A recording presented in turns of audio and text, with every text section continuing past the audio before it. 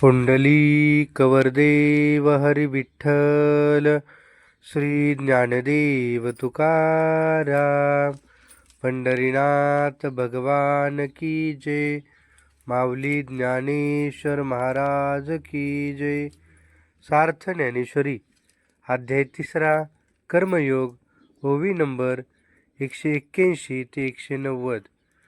जे तत्वज्ञानी यांच्या ठाई प्रकृती भावो नाही, जेत कर्मजात पाही निपजत असे.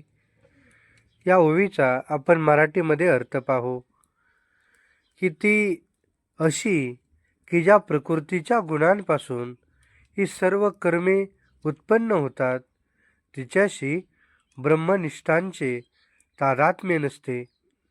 आणि म्हणून ते देहाभिमानो सांडोनी गुण कर्मे ओलांडुनी साक्षीभूत होऊनी वर्तती देही.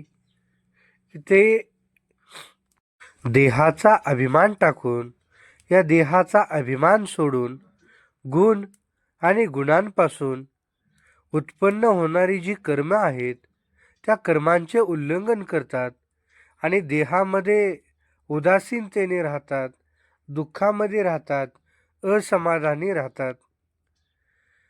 मनोनी शरीरी जरी होती, तरी कर्मबंधा नातळती, जैसे का भूत चेष्टा गभस्ती घेपविना. या ओवीचा आपण मराठीमध्ये अर्थ पाहू. म्हणून सूर्याच्या प्रकाशामध्ये जरी प्राण्यांची सर्व कर्मे होत असतात, तरी सूर्य हा प्राण्यांच्या कर्माने लिप्त होत नाही. तसे हे शरीरधारी असतात की जरी असतात तरी ते कर्मबंधनाच्या ताब्यात राहत नाहीत. कर्म करतात पण त्यामध्ये गुंतून न राहता त्यापासून अलिप्त राहतात, त्यापासून वेगळं राहण्याचा प्रयत्न करत असतात. हेत कर्मी तोची लिंपे, जो गुण संभ्रमे घेपे, प्रकृतीचे नि आटोपे वर्ततो असे. या जगामध्ये जो प्रकृतीच्या तावडीत सापडून गुणांना वश होऊन वागतो, तो कर्मानी बद्ध होतो. म्हणजे जीवन जगत असताना जो विषयांमध्ये अडकतो, कर्मामध्ये अडकतो, तो खऱ्या अर्थानं लोभाचा शिकार होतो आणि अध्यात्मापासून दूर राहत असतो. इंद्रिये गुणाधारे, राहटती निज व्यापारे, ते परकर्म बलात्कारे आपादी जो. जीवन जगत असताना गुणांच्या योगाने इंद्रिये आपापले व्यापार करत असतात, तर दुसऱ्यांनी गुणांनी केलेल्या कर्माचा कर्तेपणा जो बळीच आपल्याकडे घेतो, तो वर सांगितल्याप्रमाणे कर्माने बद्ध होत असतो. म्हणजे जीवन जगत असताना कर्म तर केले पाहिजे, पण कर्म करत असताना की अहंकार हा कोठेही न येता अहंकाराला जीवनामध्ये थारा दिला नाही पाहिजे, मग जीवन सुखमय होऊ शकतं. तरी उचिते कर्म आघवी, तुवा आचरोनी मज अर्पावी, परी चित्तवृत्ती न्यासावी आत्मरूपी. सर्व विहित कर्म करून ती तू मला अर्पण कर, परंतु चित्तवृत्ती मात्र आत्मस्वरूपी ठेव. हे भगवान श्रीकृष्ण सांगतात, कर्म कर, पण कर्म करत असताना मीपणा नको, की ती सर्व कर्म भगवान परमात्म्याला समर्पित कर. ईश्वराच्या कृपेने हे झालं आहे अशी अवस्था ठेव. आणि हे कर्म मी करता, का आचरे नया अर्था, ऐसा अभिमानो जने चित्ता रिगोदेसी. हे विहित कर्म मी त्या कर्माचा करता अथवा अमुक कारणाकरता मी त्या कर्माचे आचरण करीन असा अभिमान तुझ्या जर चित्तात आला तर तो येऊ देऊ नकोस.